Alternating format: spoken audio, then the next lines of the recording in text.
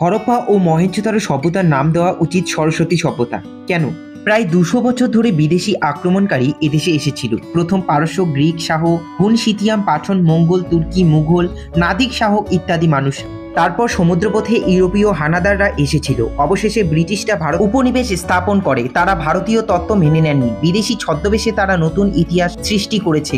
বামপন্থী ইতিহাসবিদরা উত্তর উপনিবেশ সময়ে তাকে জেনারেলভাবে সমর্থক করেছিলেন। ভারতের আর্যরা মধ্য এশিয়ার আনাতোলিয়ার স্টেপস এবং তুরস্ক থেকে 1500 খ্রিস্টপূর্বাব্দে ভারতে প্রবেশ করেছিল। তারা ভারতের দ্রাবিড় উপজাতিদের উন্নত সিন্ধু উপত্যকা সভ্যতা পুরোপুরিভাবে ধ্বংস করে দেয়। তারা দ্রাবিড়দের বিন্দু পার্বতের দক্ষিণে মহা হত্যাযজ্ঞ চালিয়ে তাড়িয়ে দেয়। সুতরাং ব্রিটিশরা আর্যদের মতোই বিদেশি আক্রমণকারী। বর্তমানে হিন্দুদের পূর্বপুরুষ ভারতের ব্রিটিশ উপনিবেশদের প্রতি তাদের ক্ষোভ অযৌক্তিক। এই তত্ত্ব ধরে রাখা হয়নি। বড় আকারে গণহত্যার কোনো চিহ্নিত ছিল না। এক জায়গায় মাত্র 38টি কঙ্কাল এবং অন্য জায়গায়টি মাত্র 12টি কঙ্কাল পাওয়া গেছে। তারা তলোয়ার বা বর্ষার আঘাতে আহত হননি। আর্য আক্রমণ তত্ত্ব যখন ধরে না, তখন ইন্দো আর্য ও অভিবাসন তত্ত্ব প্রবর্তন হয়, যা বলে যে সিন্ধু সভ্যতা ধীরে ধীরে হ্রাস পেয়েছে। আর্যরা মধ্য এশিয়া থেকে দলে দলে ভারতে প্রবেশ করেছিল। তাদের ঘোড়ায় টানা রথ ছিল না, যা দিয়ে আক্রমণকারী আর্যরা দ্রাবিড়দের পরাজিত করেছিল।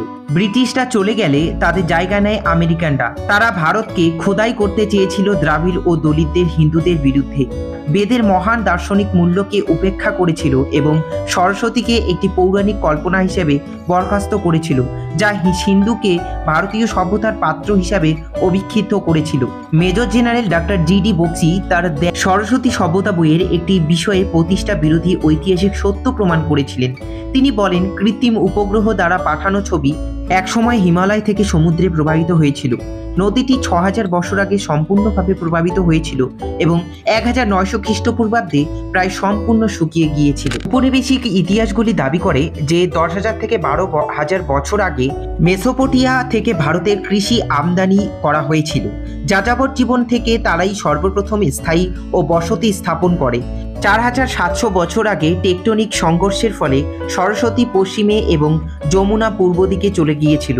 শত্রুদ্র সিন্ধুতে যোগ দেয়, যার ফলে হিমালয়ের হিমাবহের জল কেটে যায়, যা দুটি নদী ও সরস্বতী খাওয়াত এবং সরস্বতীতে একটি বৃষ্টি নির্ভর নদীতে পরিণত হয়। দ্বিতীয়ত, বর্ষা ধীরে ধীরে পূর্ব দিকে অগ্রসর হয়। ফলস্বরূপ 3900 বছর আগে সরস্বতী ও সম্পূর্ণরূপে শুকিয়ে যায়। অতএব এই সভ্যতা একই এবং প্রাচীনতম। সরস্বতী সিন্ধু সভ্যতা প্রাপ্ত পোড়ামাটির মূর্তি, শিল ও আজকের হিন্দু সংস্কৃতির সাথে এক ঋগ বৈদিক সরস্বতী সিন্ধু সভ্যতার ধারাবাহিকতা ও সাক্ষ্য দেয় যে সিন্ধু সভ্যতা নামক সভ্যতাটি ভারতের সরস্বতী নদীর তীরে প্রায় 2000টি স্থানে পাওয়া গেছে, যা 3800 থেকে 3900 বছর আগে বিস্ফোরিত হয়েছিল।